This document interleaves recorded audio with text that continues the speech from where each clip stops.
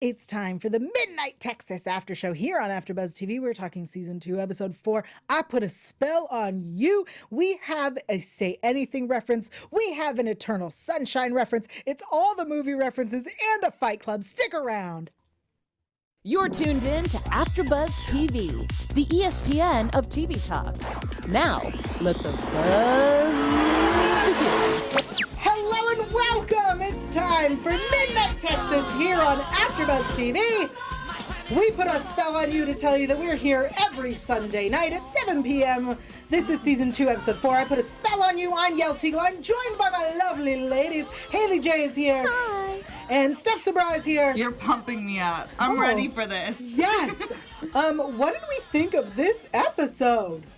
The soundtrack with I Put a Spell on You, I was so into it. It was like funny to me, but I loved it. I was like, what's gonna happen? I was into this one. We saw a lot of big character movements for a lot of the main characters in this. What do you guys think? I love this episode. I love the new love interest, but I also feel like there's drama in the right places, and then I feel like there's less unnecessary drama than last season. Like, there's good drama that makes the plot move forward as opposed to just having random conflicts.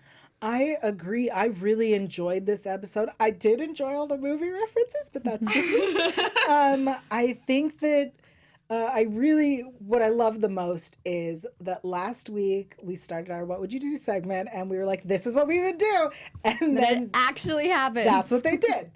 So let's jump into Fiji and Bobo, I think our favorite couple. Absolutely. One of our two favorite couples. I do like Olivia and Lem, but yeah. So one of our two faves. There.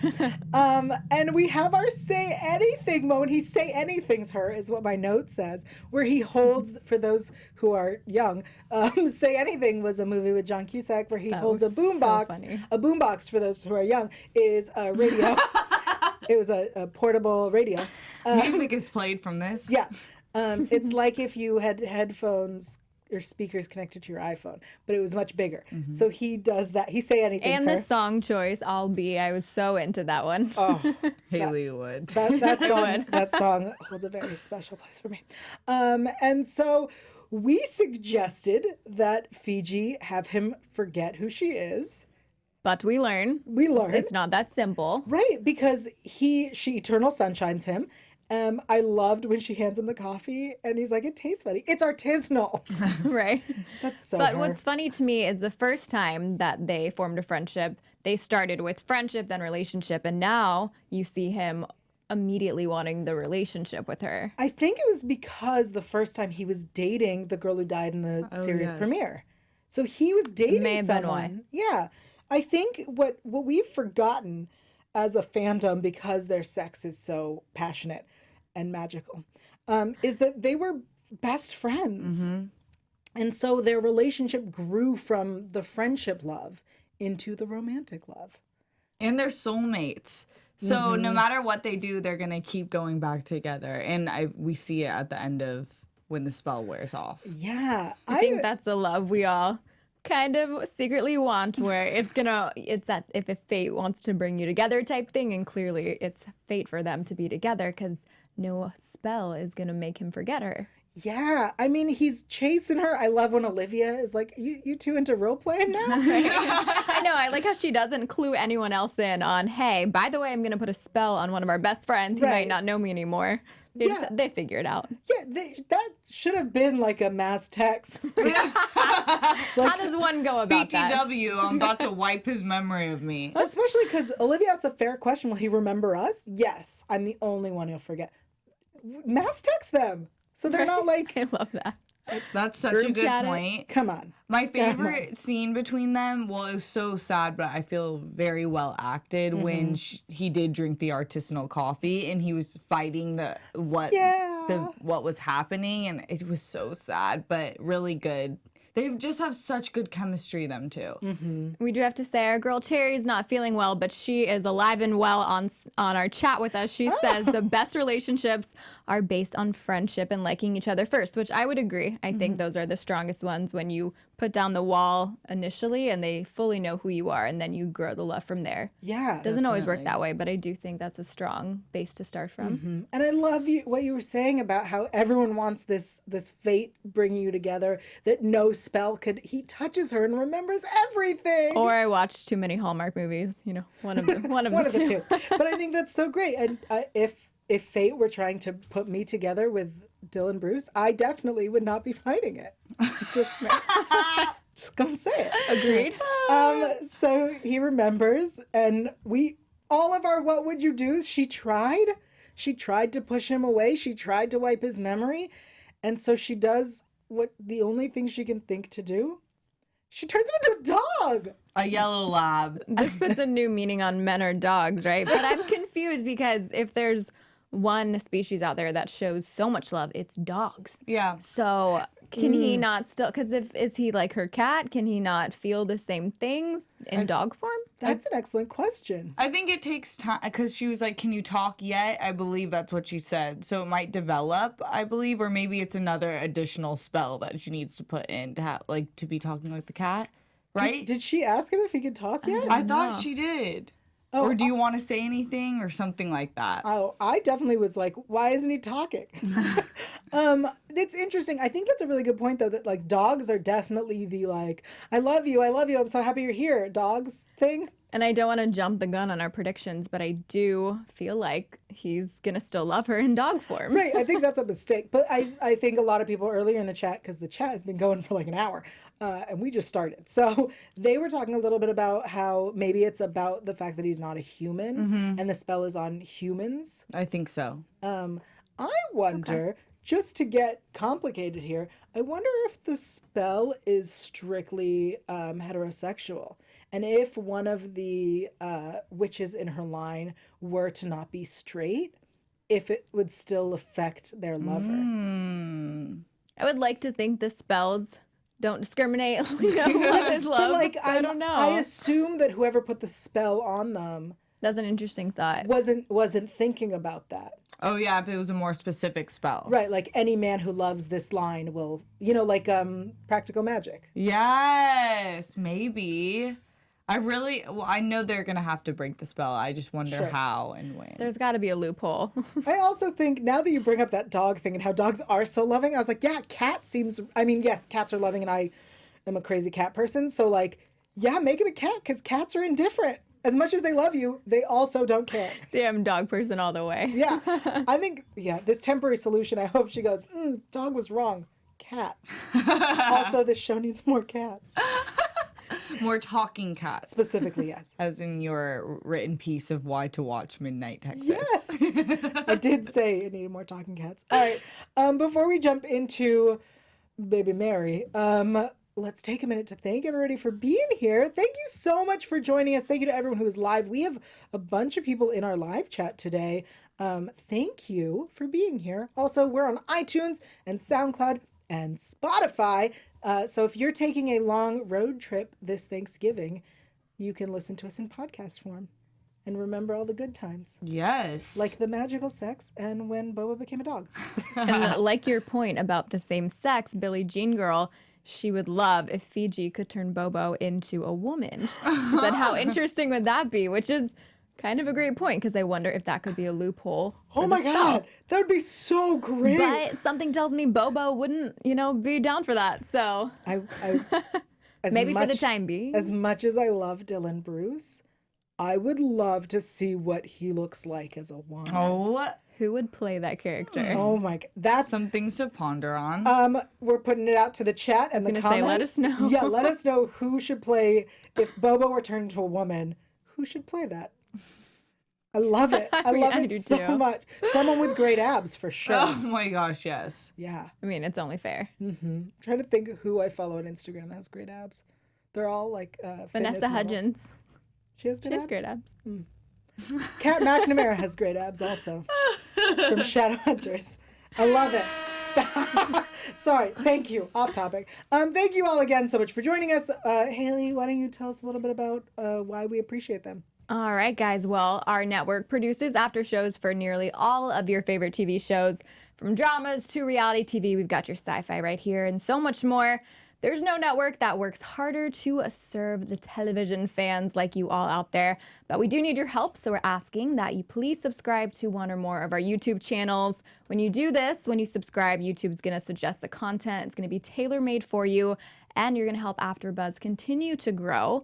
If you're worried about notifications, you can turn them off. You don't have to worry about that. And when you hit the button, you're gonna see all of our other AfterBuzz YouTube channels. It's all gonna come up and make it easy for you. So please help us out in that way. We would greatly appreciate it. For now, thank you for being the best fans and for helping us be the ESPN of TV talk. Thank you. Thank you, AJ. Thank you, everyone, for joining us. Also, I'm loving these female Bobo suggestions in the chat. They're so good. I see Yvonne Strovsky from Chuck and Dexter. Tatiana Maslany, also a really good one. Blake Lively. A reach, but I like where your head's at. I mean, like a reach to get her on this show. I was like, she's just as pretty as he is. Yeah, absolutely. I wish. I would but love it. It's not going to happen. So funny. All right, so let's talk about our baby weretiger, Mary. So we have a prego lady who shows up. By the way, I just had dinner and saw that scene, and that wasn't the best combination. If anyone else out there was eating, I know you needed to take a pause with that scene. So that was funny. intense. So funny. So the baby tears through her. This is going to sound weird, but I love it when a creature is like, I don't need this anymore. Oh my. I'm out. I'm out. I want to live. I thought it was great. Oh, God. And then we have, I also, as those who have seen me on any other show, I'm not such a big fan of children. So I really appreciated how fast we got past. I was like, great, we don't have to deal with a baby. The Right, you don't have to toddler's deal there with for that like 3 toddler minutes. stage. Yeah, babies and shows are really hard plot lines. They almost always kill the momentum because it's too hard to have them in storylines. Also, they're boring. Yeah, exactly. So I definitely appreciate that we quickly got to teenage Mary. But before then, when she grows the first time, Olivia's ready with a knife, and then Joe, seeing him read her mind. Everyone knows how much I don't like kids. Seeing him with a child, I was like, oh, he looks so good. Also, the new Suddenly hair. it all changes. Yeah. I do like the hair. I like the look a lot. Joe's looking real good this episode. Talk about dipping into new relationships, that haircut. I don't know, but when she first changed that, I didn't know, I didn't catch on to what Mary was gonna be, and I was like, is she a demon? You didn't catch the... I thought she was gonna be like exactly like Rev, but I wasn't sure, especially when there was weird noises coming out and just her and her stomach growing was creepy. It was demonic. Yes, And then that's obviously fair. I loved Mary. I liked seeing the different side of Olivia because I think her exact words were, it's a hard no, when they were discussing her and her family dynamic, and she's always Yeah. been against it. And I liked seeing her soften up. And then we obviously see how maybe now she's considering. Maybe. I think it's really great to have this growth for her and to even have the conversation, right? Lem wanted kids and she... hard no. My note said, is less interested. That's why. But once she again, so teen Mary, Olivia and I are very similar in that baby Mary was of no interest.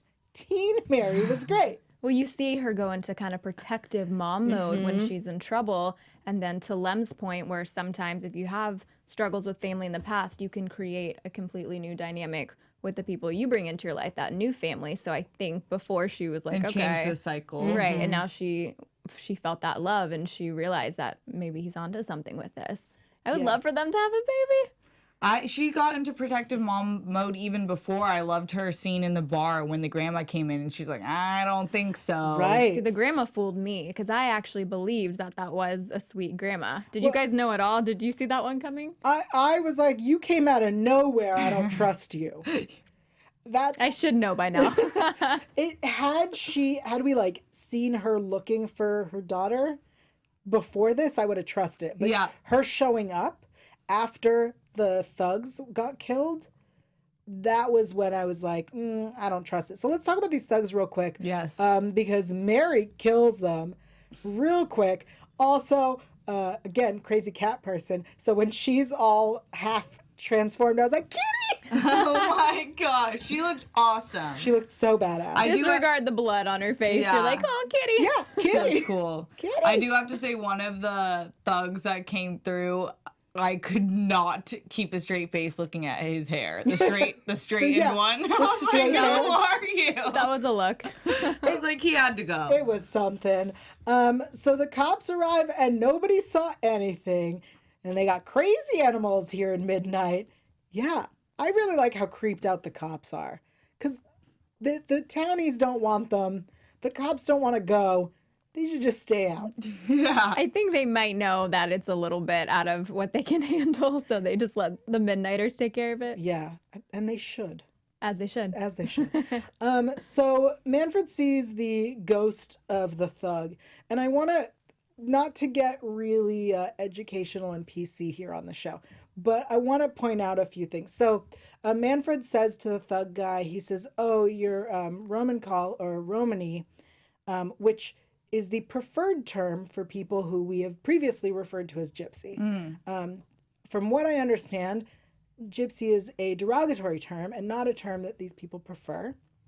Therefore, the show continuing to use the term really bothered me. Oh. Especially because these characters are supposed to be part of this community. So to not use the preferred term of Romany is very confusing. And the ghost says to Manfred, he calls him a dinlo, which in Romany means stupid. Wow, that's an interesting point. I think it could be that for the viewers to make it easier, but also if you did take the time to address what that meant, Right. then just keep it then. Right. I agree. I assume it was said, it was continuously said because that is the terminology that people are familiar with. But if you're going to say it the first time and then him being like, yeah, so what? Then we can now use the approved term. Just because, it's nice to be polite to people. I agree. I'm a PC queen too. Yeah. So like the amount of people in the community using the term that they don't like really bugged me. Yep. All right. So anyway, we go to try to get to the ghost to get information, and we have patients go undercover. And I think my favorite line is, as much as I'd love to jump ya, the best line, because she needs a jump. She needs someone to give her a Dukes jump. of Hazard of them. I didn't understand the necessity of her to dress so trashy. Well, I guess Get their attention. Yeah, but anything she wears, her lipstick is always on point. Anything she wears would have been sexy. I agree. I think that was just like that midnight Texas type of humor. Yeah. But I love when she was like, well, what can I do? Patience is wondering. She was like, being a beautiful woman is the greatest weapon. And she really did. She killed it. Like she went into persona and just owned it. Well, I mean, it's true. It is. It is. You'd be surprised at things women can get away with because, no offense, guys, like there's a group of you that are that dumb. Just, Speaking from experience, yeah, like I don't do that because I would rather, I hate flirting. And I won't do it unless maybe if I was patient in this Right. situation. trying to get something out of it. So Grandma arrives to town, which luckily the ghost tells Manfred that Grandma's the one. And she takes our little girl to the fight club. We get the shot colors. I like that they're color coded. I'm a big fan of organizational. So, And I do like that of all the bad guys, they made Grandma this cool badass chick. I'm like, okay, I like that storyline there. It wasn't just another one of the tough guy thugs. This is Grandma Right. running the ship. Yeah, Grandma runs the show, and she's got like the thugs. They're her thugs. She's just a sweet Got old him well lady. trained. Yeah, She's evil. She's so messed up. she is. So Patience gets them in with her flirting. I personally was not a fan. I thought when she was like, "You want to see my tattoo?" I was like, "Oh, I know this joke," but if you don't know that joke, you should look it up. But that's not. She was like, "I'll show you on the way out," and I was like, "No guy's gonna be like, okay, No. like show me that." But No. to Steph's point, some guys are that dumb. I guess that guy was. Yeah. That's fine. So Lem fights an unturned were and 3 demons. And he's just like hanging out while they go and get everybody. And then we have hammer time, which is a silly way to do it, but he just knocks everybody out. He was like just killing time. It was a I good love fight. that Another power day. that he has. It's one of my favorite ones that they use in the show. It was a good fight too. Yeah. And there was a second I even was like, is Lem getting beat? And then when he got called to go into overtime, he was like, nah. I definitely expected more like, oh no, you hit me. You know what I mean? Like I wanted him to be like, oh, I missed. You know? Like I really want him to play it up. It's fine. So I like when they're trying to escape and Olivia throws the knife at the controller. She's so badass. Yeah. She is. Olivia's the best. This episode, she was so awesome. I mean, she's always awesome, but seeing her in this Mother Bear mode was even cool because it added a dimension to the work that she does normally, but even deeper. Because I think when you're fighting for something you love, any means necessary. Right.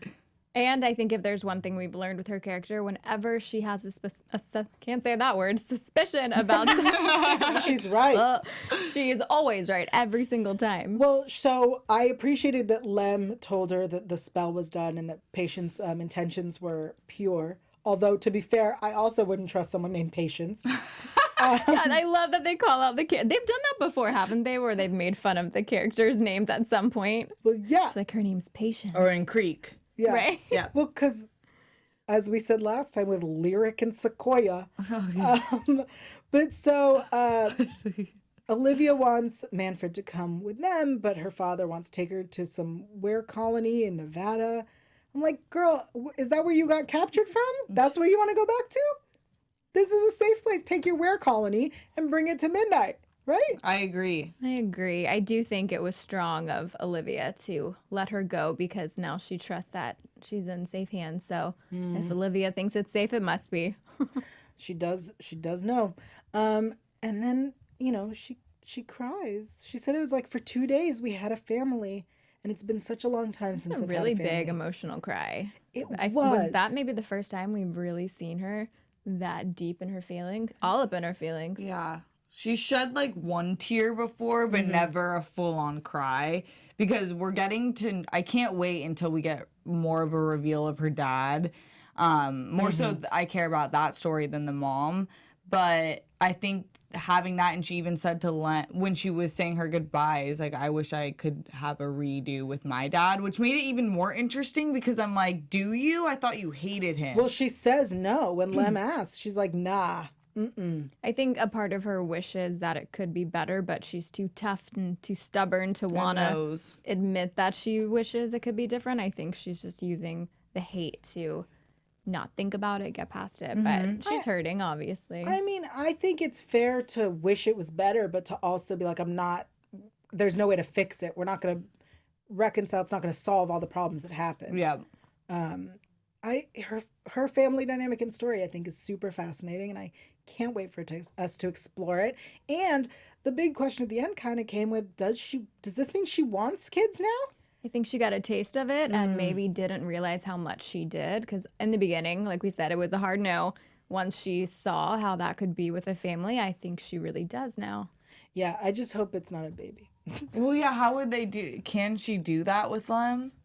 In the live chat, they're thinking she could adopt, so that's an option. But I want teenager. I want them to have a baby because you know it's going to be magical, and I need to see what this but baby can do. It's an excellent question of whether they even can. Yeah. Because he's technically undead. Not alive. Yeah. Yes. All excellent questions. Let's talk about Patience and Manfred for a second. I know there's a lot of controversy about this relationship. So they start with drinking and then Shots. Yes, shots. Which he has to explain to her how you do a tequila shot. Woman, I'm sorry, you're not that young. But that was, people have controversy, and I agree. I'm totally about loyalty. Oh, I thought you were going to say about the tequila. I have controversy with that because she should know, but she has been living in a spa and resort for her entire life. I guess that's fair. Cleanliness and stuff. Obviously, there's something with Kai. We don't know what it is, but she knows him the best, and I feel like she's been so loyal moving place to place with him, and then as he travels with what are their names? She even made the Lyric reference. and Sequoia. Lyric and Sequoia. Those There's two- something going on when people feel insecure or left behind. Things will happen, and also we don't know the depth of the relationship. And he has a head in his office. Something's wrong with him. She made the reference. I wrote this down because I knew this meant something where she said a broken woman or a trapped woman would do desperate things. So that made me believe that she somehow feels trapped in her relationship with Kai. And I don't think she trusts him. And just like you said, she's been so loyal this whole time. So now she's holding this bitter and resentment because she definitely feels that there may be something he's not telling her. I will say this. I presented an option last week suggesting that perhaps, because they're very new age, that perhaps they're in a polyamorous or open relationship. I think we've clarified that I'm Maybe on wrong. his terms, doesn't look like she's down with it. Yeah, it seems like no, that is not the case. I just think it was worth discussing before we all jumped Less on this. interested. I'm just saying it could have been. I still think that Joe and Chewie could be, and until they say otherwise, it is a possibility. But I will say, with knowing her intentions are pure, and that she came with Manfred to the church and to the heist and to the fight club, she wants to help, and she says, "I've never seen people support each other the way you all do," and so she, I think, is a good presence there. And I think a woman scorned can do what she wants. You know what I mean? Like, he's off camping with Lyric and Sequoia. That's the thing. We have a lot more to learn about the depths of their relationship. Mm-hmm. She's seeking something that she's not getting from her relationship. It might even be that it's a on paper relationship, right? That she's being dragged around with him to all these places because she is tied to him for some reason. That's actually a really good point. That there is no love or passion between them. Right. Maybe it was never based on Where that. there is passion, though, you cannot deny the chemistry between Manfred and Patience. 100%. It was like Fiji Bobo level. Yeah. Me. I loved it. And I do like them together. I wish it was under different circumstances, but I like the couple. I mean, when they go to kiss and she says she can't, and then she comes over. Yeah. Oh my gosh. It was wonderful. And I'm not over the soundtrack yet. I'm still, that was my favorite. I think this is a perfect time to head into our segment of What Would You Do? Yes. There it is. So we're talking today, what would we do if we were in Patience and Manfred's situation? What an interesting question. I will let Sarah start. Steph, I looked at you and went, I don't have an answer, so I'm going to point. Sorry, Steph. No, you never get it wrong, so I don't care at all. Sarah, speak. Lyric, I am Sequoia. Sarah. And Sequoia. Lyric, Sequoia, Sarah. I don't know because, like I said, I am really about loyalty, especially if you're married. But I don't trust Kai. And I do trust Manny, and I think that he's proved himself to be a genuinely good person. Like, he sees people in trouble at the Spawn Resort, and he wants to go help them. He uses his powers for good, which makes me think Kai isn't. So I think I would let him get a piece of Patience if I was Patience. I love it. Kinky Kitty in the chat says that, and I think this is so clever. Kitty, I like it. Hello, Kinky Kitty. A few of my favorite things. I think Patience is seducing him and has an ulterior motive. Ooh. I didn't even think of that because her intentions are pure. But maybe it's pure evil. You know what I mean? Like, her intentions are purely set on seducing him. It's like as soon as someone says that, it's like, of course, we should be thinking that, but I just want to believe that it's love. And especially Manfred's hurting after his breakup. I want him to find a good one, but then basing a relationship off of not a trustful situation. Right. I don't know if that's a good start. But what would I do? I think there's clearly attraction because we, as the viewer, know Kai's probably not a good guy. I support Manfred and Patience, but if I were Manfred, I think I would say, look, it's clear that we're interested in each other, but what's going on with your husband? Tell me the truth, because we shouldn't Especially if Kai has all these powers. I'd be a little afraid if I was Manfred. That's a good point. Like, he can literally take your abilities away. Right? Probably not the guy you want coming after you. Yeah, excellent point. I think if I were Manfred, I'd be more suspicious, right? Like, yes, her intentions are pure, but also I seem to get myself into trouble and things are never what they seem, and this is midnight. So She's no angel. yeah. So if I were him, I would be more suspicious, but also if I were her, if I were in such a terrible marriage, I would try to get out of it. And if not, I'd say, well, if I'm stuck in it, I'm doing what I want. Ah. And maybe she already did. Yeah. And maybe he does too. Yeah. Maybe they're like, we're stuck together, but that doesn't mean we can't see. Maybe it's whatever. She's just mad that he's there. That's all. All right. Let's head into predictions. And now, your AfterBuzz TV predictions.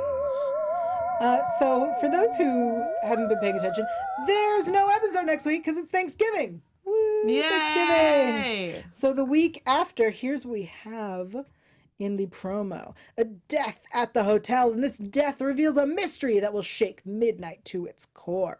Manfred says something killed her, something she couldn't see. And then we see that she discovered Kai's secret, and Joe says, what kind of secret would be worth killing somebody? Excellent question. Excellent question. But also, I think Kai's secret is worth killing somebody, right? Absolutely. Yeah. If it's anyone, it's going to be Kai. Yeah. Any predictions about next week or generally? The only thing I've been kind of brewing on is that if Kai can take powers away, I think that he's can decide which ones he wants to keep as his own almost. Ooh. So I feel like that could be part of his secret. But that's the only thing I really have. So, like, he took the vampire out of that girl, now he is part vampire. Yeah, because sometimes you saw him, like, regurgitate it, but that time you didn't. I don't recall him ever, Like spitting it out. Interesting. So I'm thinking at first, because we see that Kai's secret is revealed, I was wondering if Patience's secret would be revealed. But I think we're going to see that secret play out for a little bit, at least a few episodes, where just that tension of when's he going to find out keeps brewing. But I think we're going to find out, if anyone thought Kai was a good guy, they're going to find out he's not now. I don't think the secret is a good thing about his personality. I wonder if it's that Kai, because I think a lot of times shows are like, this person's evil, and then it turns out that they're not evil, that something else is at play. And I wonder if Kai is evil or if something else is at play. I think that's going to be interesting to find out. Another good point. Yeah. He may be led by something, but he doesn't necessarily want to be. Or that he doesn't realize that his taking of the powers gives it to someone else or gives someone energy to, like, maybe the head, he takes people's powers, and then because he has taken it and he's connected to the severed head, the head is now regrowing because it's taking energies and life forces or whatever. There's definitely some deal he's got with the head, since he's like, I would avenge you, or whatever. Yeah. Right. Whatever the exact words were. Yeah. I'm excited for more Joe. I'm really loving the new hairdo and the suspenders. We're going to see more of that for sure. Yeah. And we're going to like it. I like it. Do we have any predictions from the chat that we want to share? Well, Cherry says, my prediction is that Patience is killed by her insanely jealous, powerful husband Kai or his demon head. Ooh. I could totally see that. As much as I love Patience, and seriously, I don't understand how her lipstick looks so good All the every time. episode. It's killing me. But Perfect. it's amazing. But I think that would be really, like, devastating, especially for Manfred, right? So, like, he lost Creek, and now his new fling dies. Ooh. I think some fans are either team Patience or they don't think she fits in with the Midnighters at all. I personally want her to hang out for a little bit. She wasn't my favorite at first, but she is growing on me. Totally. So I don't want her to be taken just yet. I agree. I think she's the Creek, right? Like, Creek was the human who hung out with them and didn't have any powers or skills.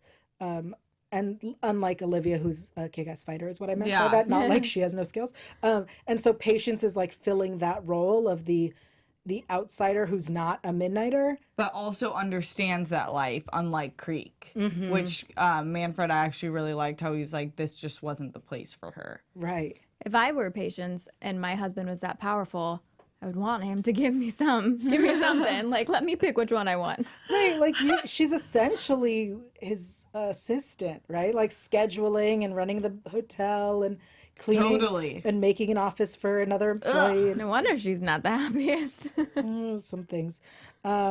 Excellent points, everybody. And thank you, Cherry, for joining us in the chat. Thank you to everyone else who is in the chat. We love that you're here with us every week. We'll see you in 2 weeks for more Midnight Texas. But until then, Steph, where can we find you? I'm Steph Sabraw. You can find me on Instagram and Twitter at Steph Sabraw. Happy Thanksgiving, everyone. I'm at HeyJ, HAYJ_, both Twitter and Instagram. I'm Yael Tygiel. I'm everywhere at Yael Tygiel. I don't know where I'm looking. I'm looking here. Yael Tygiel, YAEL2IGIEL. Also, happy Thanksgiving! Woo! Bye. Our founder, Kevin Undergaro, Phil Svitek, and me, Maria Menounos, would like to thank you for tuning in to AfterBuzz TV. Remember, we're not just the first, we're the biggest in the world, and we're the only destination for all your favorite TV shows. Whatever you crave, we've got it. So go to AfterBuzzTV.com and check out our lineup. Buzz you later. The views expressed herein are those of the hosts only and do not necessarily reflect the views of AfterBuzz TV or its owners or principals.